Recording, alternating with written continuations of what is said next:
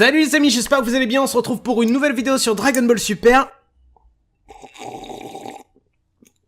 Et aujourd'hui on va parler d'un truc assez spécial puisque il y a un chara-design de Vegeta avec les signes de l'Ultra Instinct sous l'ère Shintani qui a fuité sur Twitter. Alors c'est très intéressant, il y a bien marqué Vegeta, tout ce que tu veux, est-ce que c'est un fake, est-ce que c'est pas un fake? Eh ben j'ai envie de te dire, c'est une middle. J'ai envie de te dire, tout porte à croire que c'est un vrai chara-design. Pourquoi? Parce que ce compte Twitter existe depuis le 21 septembre 2018, le nom du type qui a diffusé ça, il s'appelle... J'arrive pas à le dire, mais c'est quelqu'un qui a l'air très sérieux, quelqu'un qui utilise Google Traduction pour répondre en japonais, et surtout qui demande à ce qu'on lui fasse confiance. Alors tout ça paraît un petit peu illogique, t'es en train de te dire mais pourquoi il relie ce genre d'informations? Eh ben pour que vous arrêtez de vous faire baiser. Parce qu'il est vrai qu'avec Twitter, tu peux te faire whiz en 2 minutes, tu peux trouver n'importe quoi, tout ce que tu veux, tu peux te faire insulter ta mère alors que t'as rien fait. C'est vraiment un réseau social vraiment bordélique où il y a des vrais leaks qui sont partagés. Des fois, il y a vraiment des vrais spoils bien avant pour les V-Jump, etc. C'est là où c'est intéressant. Mais ce genre de truc, c'est carrément dégueulasse parce que c'est une image qui a été reconstruite. Et je sais que beaucoup d'entre vous connaissent pas un petit peu les ficelles de Photoshop, tout le bordel, etc. Mais c'est quelque chose qui peut être fait assez rapidement, tu peux rendre une image vieille, et à l'époque j'avais même fait un petit troll à Saikyo parce que je lui avais envoyé un chara-design de Gogeta Blue, alors que c'était le chara-design de l'ancienne de Gogeta en mode Super Saiyan, qui avait juste été remasterisé en Blue pour faire croire que Gogeta apparaîtrait vraiment, qu'il avait été annoncé réellement. Il m'a pas cru.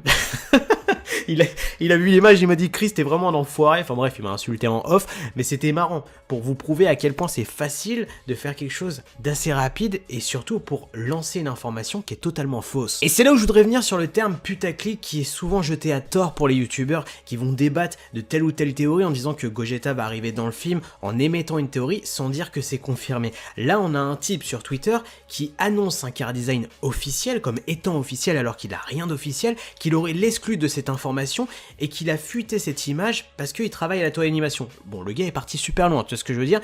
Là, c'est totalement dégueulasse parce que il fait un petit peu croire aux gens que c'est vrai alors que c'est totalement faux.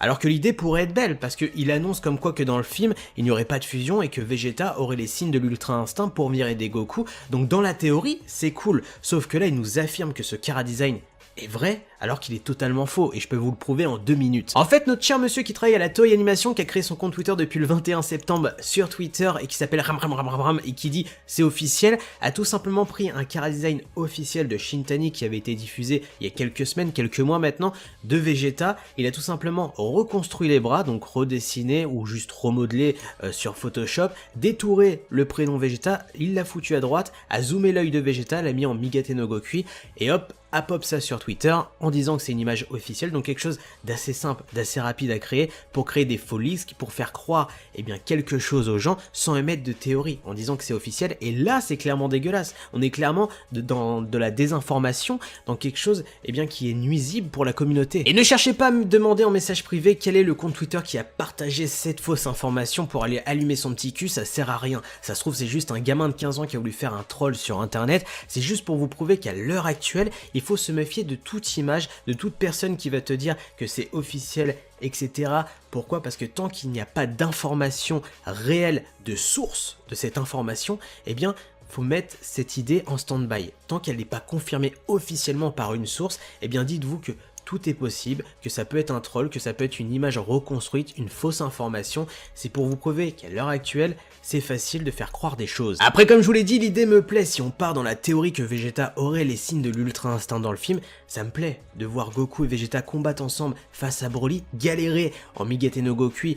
Ça serait juste magnifique parce qu'on aurait une conclusion avec un Vegeta et un Goku qui auraient tout donné, qui auraient peut-être même essayé la fusion, que ça soit Gogeta ou Vegeto, et même avec ça, s'il se trouve inefficace face à Broly, ça serait magnifique, on aurait une fin de film, un petit peu comme Avengers, avec un Thanos qui aurait gagné, et là on aurait un Broly, qui serait cheaté, mais qui serait pas revenu pour rien, puisqu'il mettrait une PLS totale dans le monde de Dragon Ball. Enfin voilà les amis, tout ce que je peux dire sur cette fameuse image que beaucoup d'entre vous m'ont envoyé en message privé sur Twitter, Snapchat et Facebook, je suis désolé, mais pour l'instant, tout porte à croire que c'est une fausse image, parce qu'on n'a pas de source, on peut pas vérifier d'où elle provient, donc pour moi c'est juste une reconstruction, donc mettez cette idée dans un coin de votre tête, pour l'instant, on sait pas si c'est vrai ou pas, mais dans tous les cas, je pense que l'Ultra Instinct pour Vegeta, ça peut être mort, parce que vous verrez demain ma review sur le chapitre 40 va sortir et je vais vous expliquer pourquoi Vegeta devient de moins en moins éligible à l'Ultra Instinct, ce qui est totalement con, puisque oui, ça avait dit que c'était lui qui était plus proche de l'avoir que Goku, enfin bref, le manga a merdé une nouvelle fois.